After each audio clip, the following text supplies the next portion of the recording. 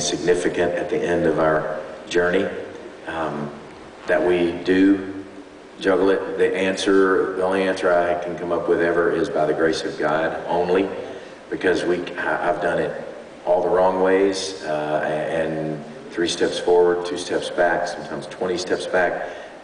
Repenting, staying in accountability, staying in relationship with people, with normal people, wonderfully normal people and friends, and having those people, because it's easy for us, to tend to gravitate towards people who do what we do, because it's just easier, because they understand it, they get it, and your life is just strange, and your lifestyle just coming and going, and the way you're not anchored down a lot, and so it does make it hard to stay plugged in to local church. And so finding, and obviously it's important, for us to remember, or we could get under a lot of condemnation, that the church is the body of Christ. And whenever we're church on this tour, if we recognize it, realize it, it's just a bunch of Christians getting together. It doesn't necessarily constitute church. But when we acknowledge we're the body of Christ, and he's showing up, he's saying something, he's wanting to say something to us and through us to each other, and let's look for that, let's listen for that, let's be engaged in that, and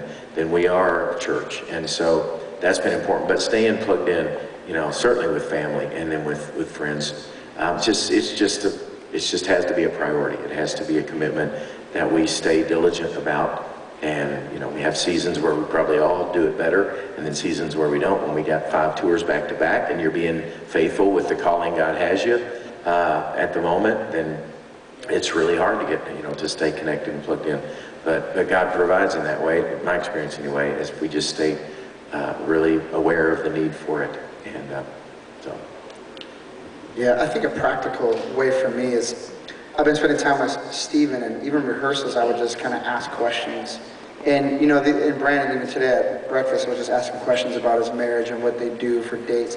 For me, I don't know it all, and I want to learn, and I want to be open and moldable, because it is, this is a lot to juggle. And I have 2 children, and I was in the hotel getting ready for the show, and I was like, man, I really miss my wife. Like, I really, really miss her, But talking to these guys and hearing, they're being transparent with me about, what they, struggles, because, sometimes you feel, as a person in position, some kind of position, like an artist or a pastor or whatever you find yourself in, you feel like you have to bear this weight, and you have to pretend like everything's perfect.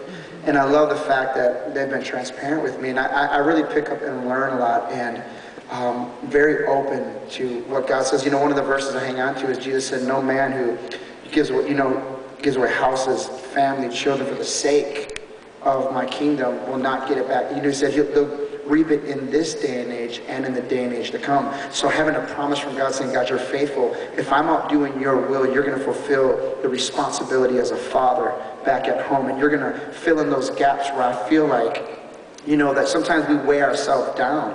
But when we're obedient to his will, I know that as I'm sowing into what he wants me to sow into, he's also sowing in